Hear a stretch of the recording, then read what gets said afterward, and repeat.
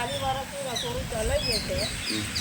જે આવે અમે બધાને જમાડીએ છીએ, કોઈ ભેદભાવ નહીં રાખતા અને પ્રેમથી જમાડીએ છીએ. ગરમ ગરમ જમવાનું વાળીએ છીએ અને બાપુ આલે છે ને અમે જમાડીએ છીએ. બાપુને કોણ લોકો કરતા અમે એકબીજાને બાપુ ખવડાવે. બરાબર છે.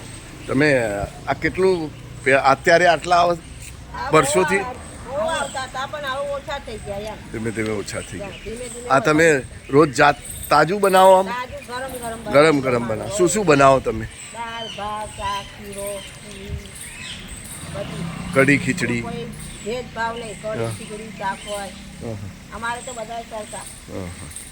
તો તમને અહીંયા આગળ શું કહેવાય, આમાં બીજું કોઈ મદદ કરવા ને કોઈ બીજું કોઈ? આ ડોસી બિચારા આવે પગાર નહીં, સેવા કરવા જ આવે છે? ખાલી અમને. ઓકે. અને તમારે પગાર નહીં તમે તો અહીં પગારથી મને હાલે છે કેટલા? 3,000. સરસ. પણ બધાને જે તમે પ્રેમથી જમાડો છો એવી રીતે ભગવાન આવ્યા છે એવી રીતે જમાડો તમારા ઘેર. અને જે બનાવું પછી પીનું તો હું બનાવું, જેટલા બધાને જમાડું. ઓછા હોય તો ઓછા જમે. અને તમારે નક્કી એવું કોઈ ખરું આજે આ બનાવું આજ પેલું બનાવું કે એવું? ચણા હોય, રીંગણ બટાકાનું શાક હોય, કઢી હોય, દાળ હોય, ભાત બધું જ. ઓકે. વારાફરતી બધું બનાવો તમે?